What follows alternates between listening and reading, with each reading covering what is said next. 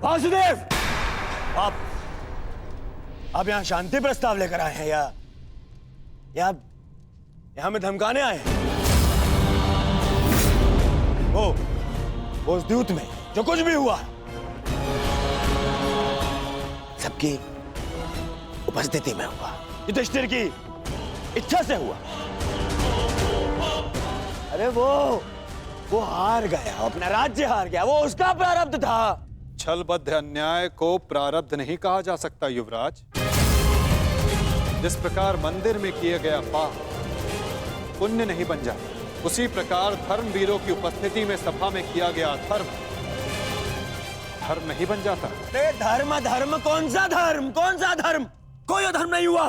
नारी नारायणी होती है युवराज, और भरी सभा में एक नारी का, एक कुल वधू का वस्त्र हरण अधर्म नहीं?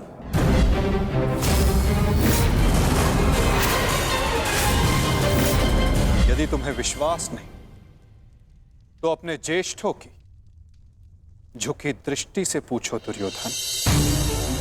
उन वस्त्रों से पूछो जो आपको आपके मन की नग्नता अनुभव कराने के लिए आपके शरीर से दूर हो गए।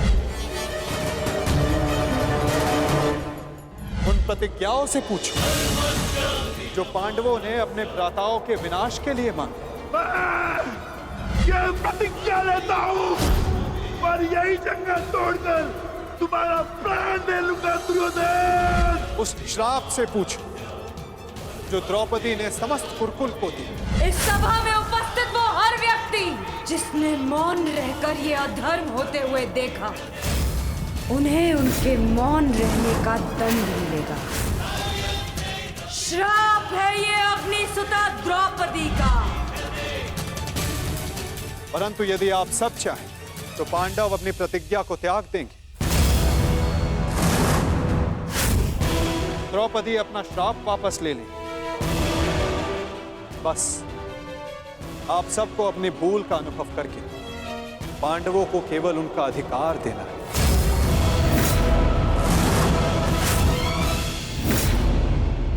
सबको अपनी भूल का अनुभव करके पांडवों को केवल उनका अधिकार देना है। ये कैसा न्याय है वासुदेव? संधि और शांति वार्ता में बराबर की बात होती है। एक ओर से बंधन और शर्तें नहीं ला दी जाती। न्याय की मांग ना बंधन है ना शर्त है महाराज, केवल एक निवेदन है। यदि ऐसा है तो मेरा निर्णय यह है कि दुर्योधन, मौन रहो। निर्णय लेना महाराज के हाथ में है, तुम्हारे नहीं। तुम शांत रहो। राजा होने के नाते मेरा कर्तव्य है कि मैं सबकी बातें सुनूं ताछरी, अपने मंत्रणाकारों का सम्मान करूं। दुर्योधन युवराज है, हस्तिनापुर का भवी महाराज है, इसलिए इस संदर्भ में मैं अपने पुत्र और हस्तिनापुर के युवराज दुर्योधन को अपना निर्णय प्रस्तुत करने की अनुमति देता हूं।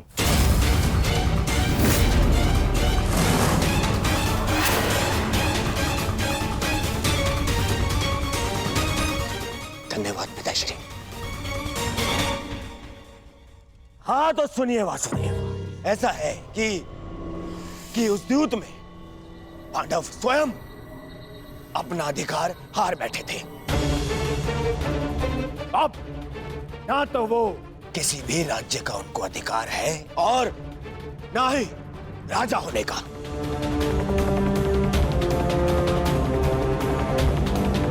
इसीलिए मैं दुर्योधन ये घोषणा करता हूं कि हस्तिनापुर आपका ये शांति प्रस्ताव ठुकराता है।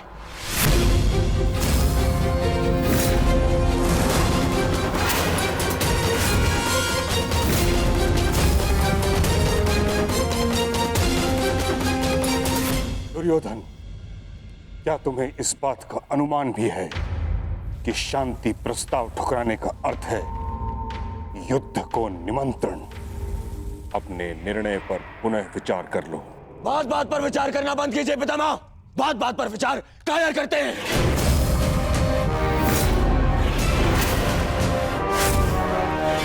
योद्धा का जन्म ही युद्ध के लिए होता है और मैं इस युद्ध के लिए प्रस्तुत हूं।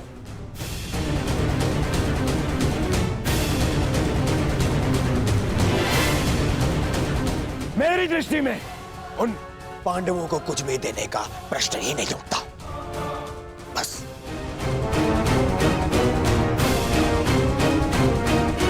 मैंने ये सभा समझौते के लिए रखवाई थी, ना कि अपने ही अधिकार के त्याग के लिए।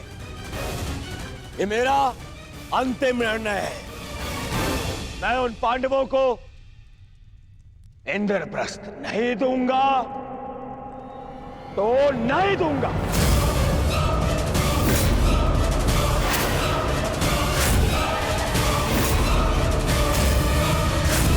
निर्णय है, मैं उन पांडवों को इंद्रप्रस्थ नहीं दूंगा तो नहीं दूंगा।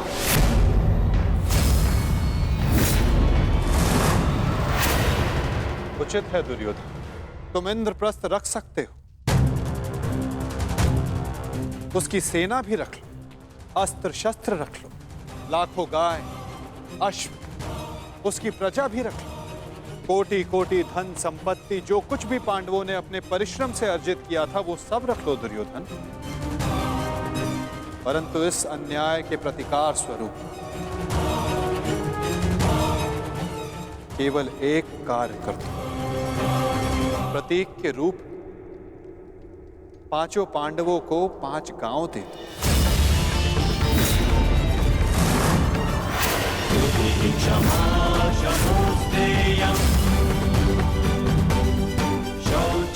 इतना तो दे ही सकते हो दुर्योधन। 5 पांडव वहां सुख से निवास करें और कुछ नहीं चाहेंगे। इस युद्ध को टालने के लिए केवल 5 गांव देना स्वीकार है तुम्हें?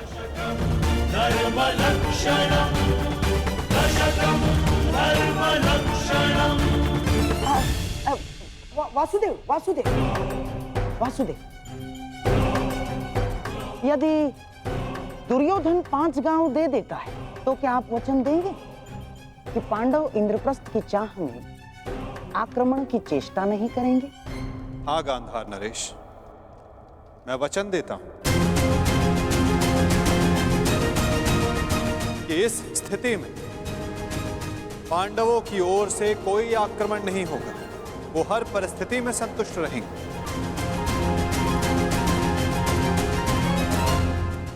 कह दो दुर्योधन, इससे अच्छा प्रस्ताव कोई नहीं होगा। महाराज, मैं आपसे विनती करता हूं कि यही अवसर है, अंतिम अवसर। आप इस प्रस्ताव को स्वीकार करके इसको यहीं रोक दीजिए। ताक्षी का कहना उचित है पुत्र, हाँ कर दो, इसी में सबका हित है। मित्र, मैंने सदा इस युद्ध का पक्ष लिया है।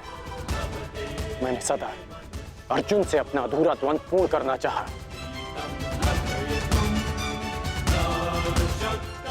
मैं अपना अधूरा द्वंद्व कभी और पूर्ण कर लूंगा। इस समय पूरे भारतवर्ष को महाविनाश से बचाने की आवश्यकता है।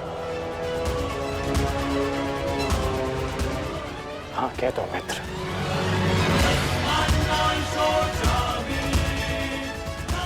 तुमने तो एक अनजान का मान रखने के लिए उसे अंगराज बना दिया, तो लाखों के प्राणों को बचाने के लिए 5 गांव दे दो मित्र।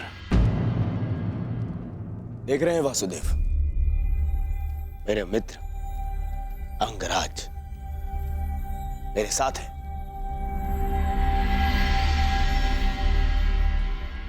और आपको तो अच्छे से ज्ञात है कि कर्ण को अंगराज मैंने बनाया।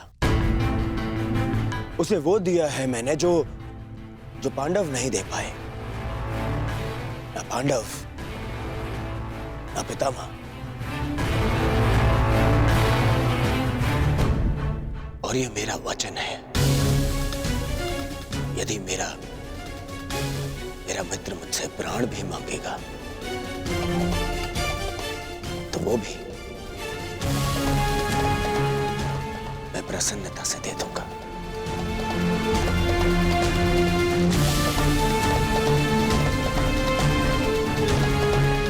परंतु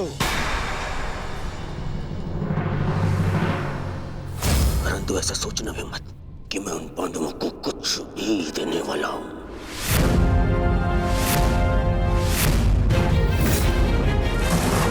पता है, बचपन से मुझे यही आभास कराया गया है कि मेरा किसी भी वस्तु में कोई अधिकार नहीं, ना अपने पिता के राज्य पर, ना सिंहासन पर। जो भी मिले या तो दे दो या उन पांडवों के साथ में बांट लो। और तुम अधिकार की बात करते हो वासुदेव, तो बताओ मुझे, मेरा अधिकार उन पांडवों ने मुझे कब दिया? कब? गुरु का प्रेम, महामहिम का वात्सल्य किसी को मिला तो वो उन पांडवों को, मुझे नहीं। मेरे पिता के राजा होने पर, युवराज पद पर किसी का अधिकार था तो वो मेरा था, परंतु मुझे नहीं मिला। वो मिला उस युधिष्ठिर को। दुर्योधन की बात तर्कसम्मत है वासुदेव। युवराज राजा का पुत्र ही बनता है और यही नीति है। आप तो कभी वास्तविक राजा थे ही नहीं महाराज। आप तो आज भी हस्तिनापुर के केवल कार्यकारी नरेश। आपका राज्य अभिषेक भी नहीं हुआ। और रही बात नीति की, तो कुल वधू का वस्त्र हरण, उसका अपमान कहां की नीति है? पांडवों को पक्ष लेना बंद करो ग्वाले। मैंने उस द्रौपदी को धर्म पूर्वक द्यूत में जीतकर उसे अपनी दासी बनाया। उसका वस्त्र हरण करना मेरा अधिकार था, क्योंकि जो दासी अपने स्वामी की आज्ञा का पालन ना करे वो दंड की अधिकारिणी होती है। नारी केवल सम्मान की अधिकारिणी है दुर्योधन।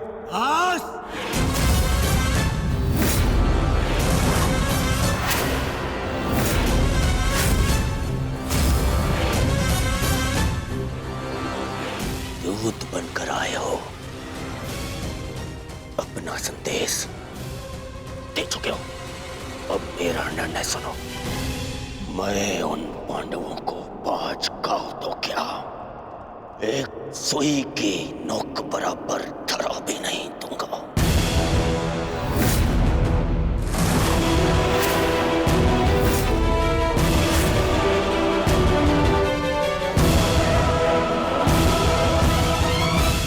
मैं तुम्हारा संदेश भली भांति समझ लिया है युवराज। अब वही होगा जो तुम चाहते हो दुर्योधन। अब महाविनाश होगा, महायुद्ध होगा, महाभारत होगा।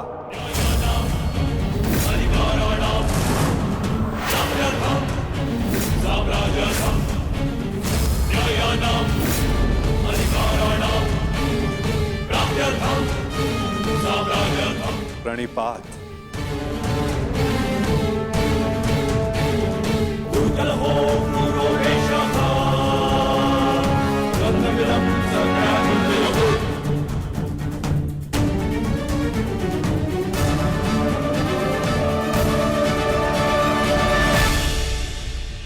रुकिए केशव। मित्र, एक बार और विचार कर लो। अरे मित्र, राजा बलि की कथा स्मरण है तुम्हें?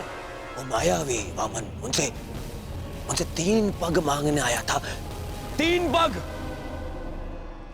पग भूमि और 3 पग में उस वामन ने न केवल तीनों लोक नाप लिए, बल्कि उस बलि का नाश भी कर दिया।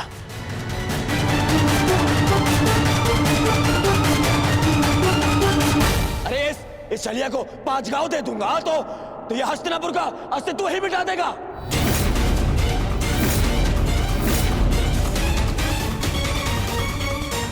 अखंडी कृष्ण, तुम्हारी मीठी मीठी बातों का प्रभाव इन पर पड़ सकता है, दुर्योधन पर नहीं। तो फिर मैं प्रस्थान करता हूं।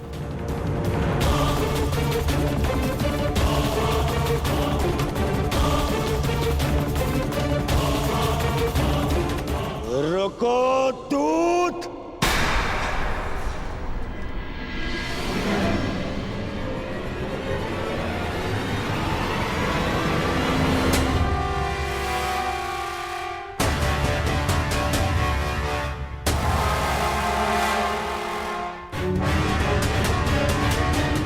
मैंने तुम्हें जाने की आज्ञा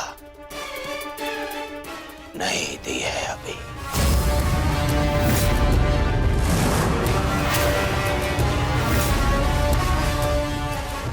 सब तुम्हारी माया से भयभीत हैं कृष्ण। आज मैं अपनी प्रजा और अपनी सेना के मन से तेरा भय मिटा दूंगा कृष्ण।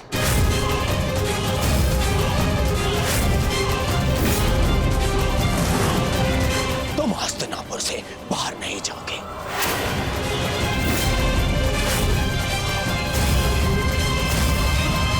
मैं धृतराष्ट्र पुत्र दुर्योधन तुम्हें अभी और इसी क्षण बंदी बनाता हूं वासुदेव।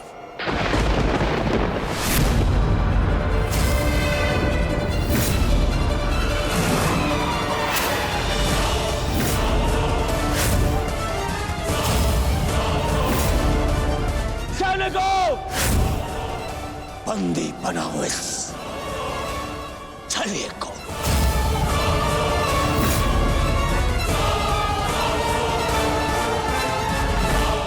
अपने पुत्र को सीमा में रहने का अर्थ सिखाइए महाराज। ये अनर्थ करने जा रहा है। महामहिम बिल्कुल ठीक कह रहे हैं महाराज। वासुदेव कृष्ण केवल हस्तिनापुर के संबंधी नहीं, इस समय वे एक शांति दूत हैं। और इस बात का स्मरण रहे महाराज, एक शांति दूत के साथ इस तरह का व्यवहार उचित नहीं है। आचार्य ठीक कह रहे हैं पुत्र। ऐसा अनर्थ मत करो। रावण ने भी यही मूर्खता की थी। उसने भी दूत का अपमान किया था और उसकी सोने की लंका जलकर भस्म हो गई।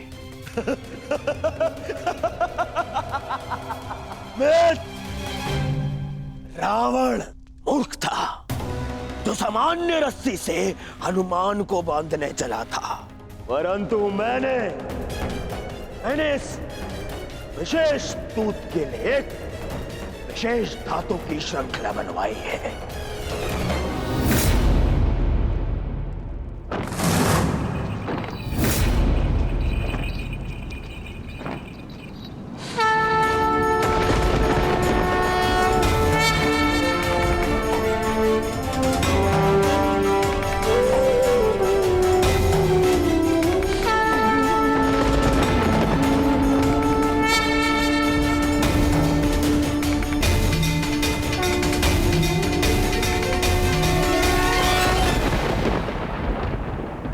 कुछ नहीं कहेगा।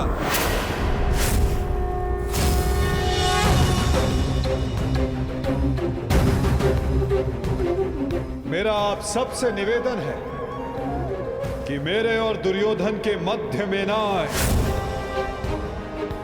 और साक्षी बने इस क्षण के। इसे भान नहीं कि ये क्या कर रहा है, जिसके जन्म के पश्चात जिसे बंदी गृह की बेड़ियां ना बांध सके, सैनिकों का पहरा ना रोक पाए, आज तुम उसे बांधने चले हो दुर्योधन।